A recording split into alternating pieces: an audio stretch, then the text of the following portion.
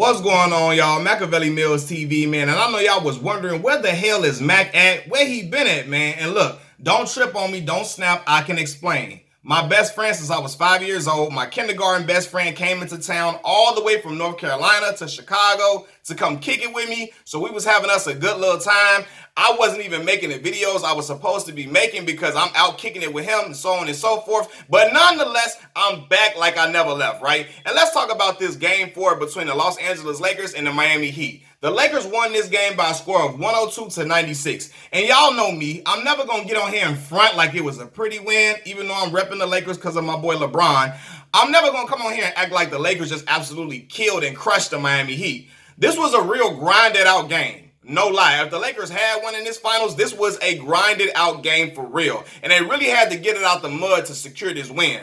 I'm not going to lie to y'all. That first half, I was highly disappointed in the play of LeBron James. My man finished the half with 8 points and like 5 turnovers or something like that. And I'm looking like it was at one point, I didn't even trust LeBron making passes, entry passes or whatever. It was just, he wasn't putting enough on the passes. He was just throwing lazy passes. And I'm looking like, what the hell is going on? This is the NBA Finals. You can't be out here throwing these little lax passes and stuff like that. You can't be out here lackadaisical, if that's a word. You can't be out here like that. You can't be lazy. You got to go out here and play full throttle. And of course, pace yourself, but you got to be careful with everything that you do. And I really didn't like how he was playing. His shot wasn't falling, for one, but I really wasn't concerned with the shot. It was the turnovers, because I always feel like eventually, once he gets the ball, once he sees the ball going to the rim, going to the net, he's going to eventually catch fire, or he's going to get into a rhythm eventually, right?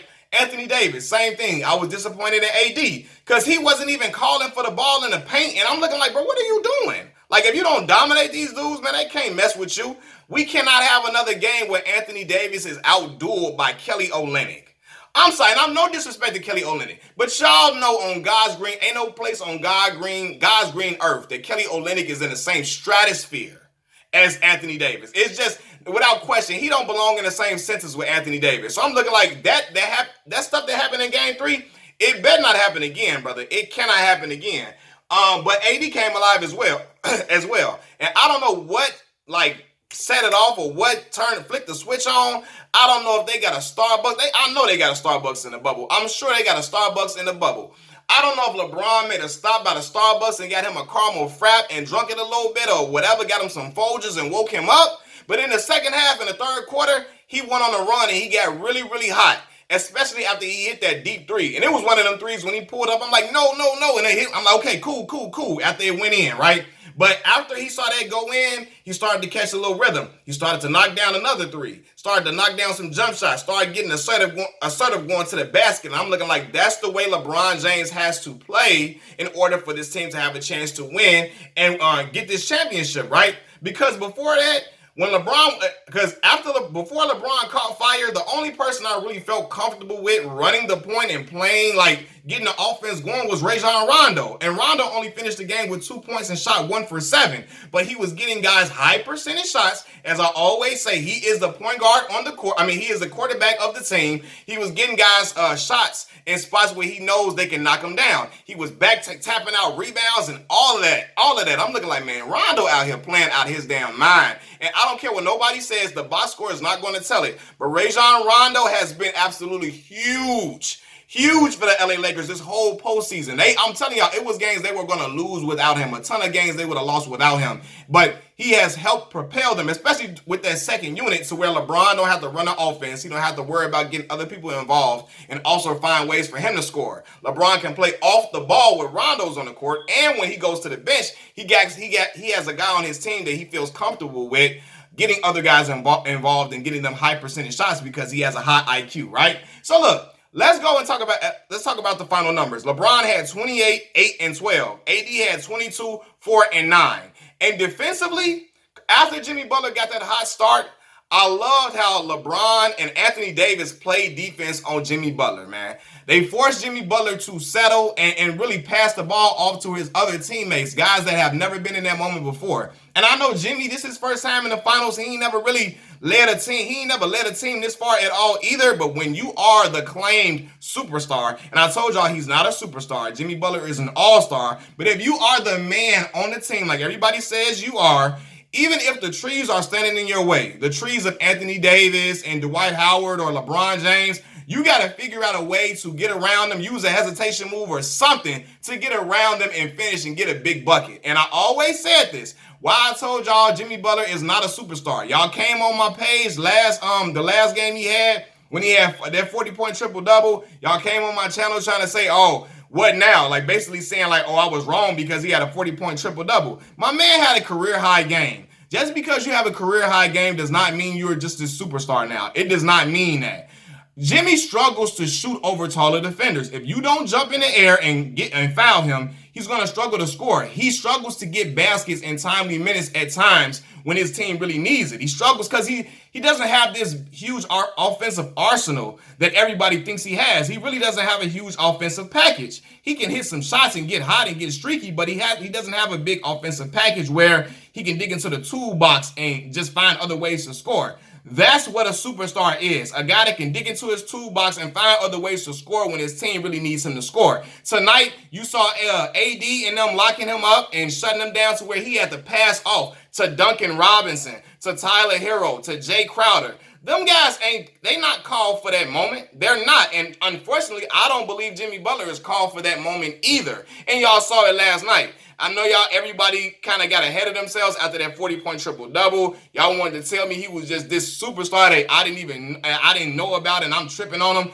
We got to stop anointing guys after they have these career games, right? I want to see if Jimmy can do this consistently. Can he? And Stephen A. Smith said it. Jimmy Butler is not a superstar, a guy who can score and get you wins night in and night out. He can't play like that night in and night out. Why? Because his offensive package is not very deep. And I told y'all, I'm a Chicago Bulls fan. I saw it with my own two eyes. I saw us have a 2-0 lead on the Boston Celtics and Isaiah Thomas.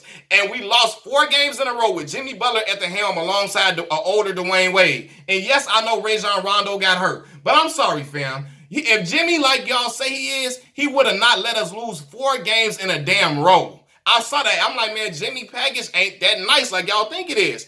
I don't care what y'all talking about. He found a team where he meshed well with this team. These young guys respect him because he's an older veteran. They don't look at him as a peer. Same way them young dudes respected Chris Paul in Oklahoma City. They don't look at Jimmy as one of their peers, so they respect him. They're not coming in there, challenging authority or whatever. So he plays well with these guys. But I seen how Jimmy was. I don't care what y'all say. Y'all gonna say, I thought he was a locker room cancer. Dude he do be a problem in locker rooms. For real, he do be. Even JJ Redick, like, if you don't understand him, he kind of can be a little. He even said he loves Jimmy. JJ Redick said this, but he said he can understand how people can be rubbed the wrong way by him if you don't know him or how he can come off at times. Dude be in the locker room trying to be an asshole, trying to call everybody out on how they don't work hard and how he the hardest worker. Fam, everybody, look, I understand you're a hard worker because he in the gym before everybody else.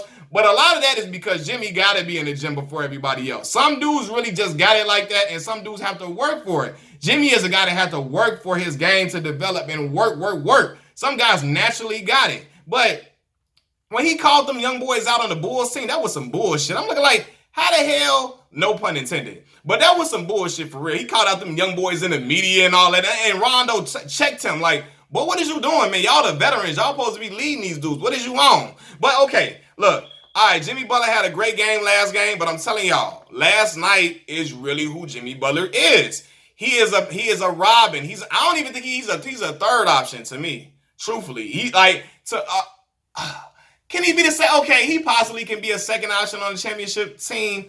I really think he's more of a third option on the championship team. He's a very good player, but he's just not the guy to take you all the way like everybody is trying to claim. He's not the guy that's just going to get you a win when you need one every single night. Like, that's just not night in and night out. I'm not banking my bread on Jimmy Butler. I'm just not. You know what I mean? But let me give kudos and respect to the other players on the Lakers team. Kentavious Caldwell-Pope. I owe KCP a huge apology, a huge ass apology. I'm sorry, brother, because after that last season, I said don't bring KCP back at all. Send that man packing. I don't know where he from. I don't know. Send him back to Detroit if you want to or whatever. Don't have him come back to the Lakers because he was not looking good last season.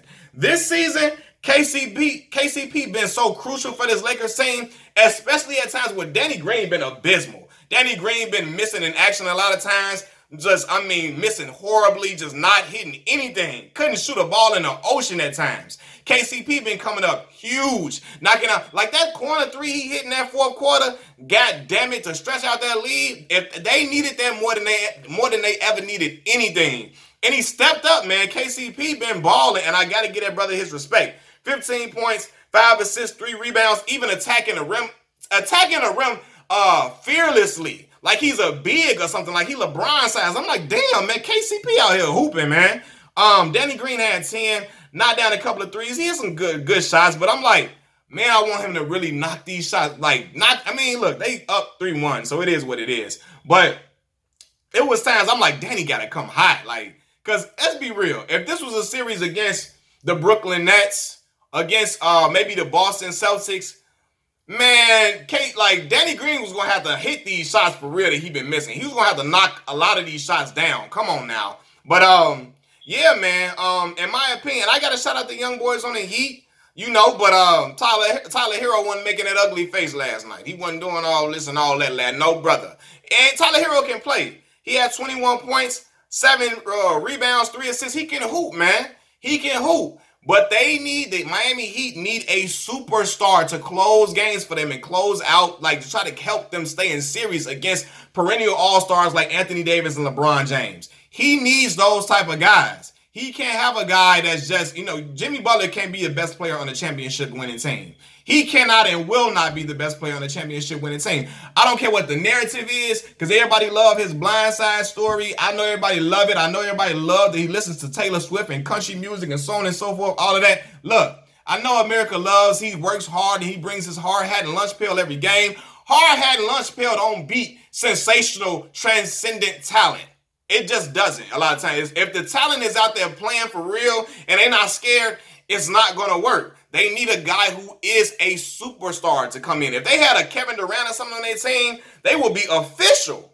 This Miami Heat team will be official if they had KD, right? But unfortunately, they don't. So that's where, they're going to struggle and where, the talent pool lies. The talent pool, the two talents on the Lakers team is better than everybody on the Miami Heat team, by far. Anthony Davis and LeBron are better than everybody on the Miami Heat roster, and it's not even close, right? And it's the thing. The free throw where the Lakers shot, they started shooting free throws as the game ended after they got in a bonus, I believe, in that fourth quarter. But at first, the Heat had all the free throw advantages. For a while, the Heat had shot like 17 or 16 free throws to the Lakers like 5 free throws or whatever. So they had the free throws in their favor and so on and so forth. It just didn't pan out the way they wanted it to. Lakers shot 44% from the field compared to the Miami Heat 42%. Lakers had 42 rebounds. The Miami Heat had 38 rebounds. What else? 25 assists from the Lakers, 18 assists from the Miami Heat. The Lakers had more turnovers, 15 compared to Miami's 11. But they still figured out a way to get the job done. 34 points in the paint for the Lakers to 32 from the Miami Heat. So everything was pretty much almost dead even for real. But the big factor remains is that you got two guys like Anthony Davis hitting that big ass three, bro. Like these jumpers, like when I tell y'all Anthony Davis is a unicorn and he is something special. And I know what it is. A lot of y'all want LeBron fans to be jealous of AD. Y'all want us to hate AD so bad and all that. Y'all think we gonna be sick. LeBron fans gonna be sick if AD win the MVP. Bruh, we accept it wholeheartedly. Bring it on. We loving that. AD is Chicago brother too. So for me, it go the other way. You know what I mean? And I remember I went to summer camp with AD and his sister Antoinette when we was like in eighth grade. We went in 8th grade. We was 8 years old at St. Anselm on what was that, 64th or whatever. But anyway, we ain't gonna be sick if he win that. We could care less, bro, at all. Like the Lakers is Anthony Davis franchise for the next 10 years, brother. That's gonna be his franchise, and LeBron know that, man. We comfortable with that man getting his big piece of the pie right now to make sure he comfortable in his position and in his role to where he like, look, I'm staying here. I want a chance to win. I'm staying with this team. You know what I mean? I'm staying alongside LeBron James, and we riding. Hey, we ain't mad and hating on AD, and LeBron ain't jealous of Anthony Davis at all. he accepts it. And I saw when AD hit that big shot and LeBron say, yeah, yeah, yeah. I say, yeah, see? That's how a teammate's supposed to root on his teammate when he hits the big shot. LeBron ain't tripping if AD hit the big shot at all. That's what he wanted AD there for, to help him alleviate the stress of having to carry a team by himself, right? And AD is proven to be everything the Lakers wanted and then some. Again, that's why you move heaven, earth, the moon, and stars for Anthony Davis. So get the young core the hell up out of here. Brandon Ingram had to go. I love Brandon Ingram. Lonzo Ball had to go. I love Lonzo Ball. Josh Hart had to go. I'm sorry. Toodles, what they say, Toodaloo, whatever. You got to go, brother. We got to bring in that man from Chicago, Illinois, AD number 3, man. And it's just crazy, man. I'm ecstatic. I'm glad to see LeBron actually having a, this is first time in a while LeBron's been the favorite to win a final series in a long time. I think since he's been in Miami. That's the first time he's been the favorite to win for real. Was he the favorite to win in 2015? I don't know. But no, we know Kyrie Irving got hurt. So I don't think he was. Well, Kyrie got hurt in that first game against the Golden State. He got hurt in that first game against Golden State in 2015. But it's been a while since LeBron been the favorite. So the shoe is on the other foot now, man. And I know a lot of people saying, hey, there's no way LeBron can be NBA Finals MVP. And if they give it to Anthony Davis, of course, I'm fine with it. The big fella been balling out of his mind. LeBron and him been balling out of their mind. It's just AD has hit big shots throughout the playoffs. And he's come up big. Well, I'm not going to lie. Them first 2 games, he was an absolute monster. Can nobody see him or do nothing with him? I don't know what the hell was up with that 15-point performance or whatever. What, he had like 5 rebounds that game, 2 last game? Like, what the hell? In game 3? I don't know what was up with that. But, man, but I'm not going to be mad at AD. I'm not going to be mad if AD get the NBA Finals MVP. But people acting like LeBron ain't been on shit and he ain't playing like shit or whatever. LeBron averaging 28 a game, 11 rebounds, and 9 assists, and shooting 53% from the field in this year's NBA Finals. I repeat, LeBron is averaging 28 points a game, 11 rebounds, 9 assists on 53% shooting from the field. Come on, man. Stop playing, man. That dude is for real, man. That dude is legit. And I know y'all hate him. I know y'all can't stand it. I know y'all want us to. And it's the thing, too. All these Laker haters, now they trying to put Anthony Davis on a pedestal, and he should have been on a pedestal in the first place because we've been telling y'all he was like that. But I find it funny. When AD first announced, it was first announced that AD was coming to the Lakers, you had people saying AD was soft. Throughout the season, he's soft. He really ain't no aggressive player. He really ain't no superstar. He put up meaningless numbers. He really ain't legit. They trying to, AD a cry, but he's soft. He ain't got what it takes to be a hard-nosed NBA champion, so on and so forth, right? All that shit they was talking about AD. Excuse me. Yeah, all that shit they was talking about AD at first. He ain't like this and he terrible. He ain't really that good as y'all say he is. Now it's his team. The Lakers only winning because of Anthony Davis. He the reason they winning these games. Anthony Davis the only reason why they winning. Listen, Anthony Davis and LeBron James are both pivotal reasons why the Lakers are winning, right? LeBron couldn't be where he is without Anthony Davis. Anthony Davis wouldn't be where he is without LeBron James at all. So let's cut that out. Let's cut all that out right now. But I just found it so funny how AD was soft and he really wasn't shit and his numbers wasn't really that meaningful and he wasn't nothing before. But now, since the Lakers are winning, now it's the only reason the Lakers are winning is because of Anthony Davis. It's Anthony Davis the reason. He the only reason why they winning. He the only reason why they coming up and performing big. He the only reason why they closing out games. Same shit y'all did with Kyrie Irving. But we see when Kyrie been with himself on his own, what Kyrie has done. Shit. Kyrie ain't done nothing. And I love Kyrie. I love his style of play. I think he's Rucker Park at his finest on an NBA court. But we saw what happened in Boston. We saw what happened in Brooklyn at times too. Brooklyn players wasn't even getting along with dude.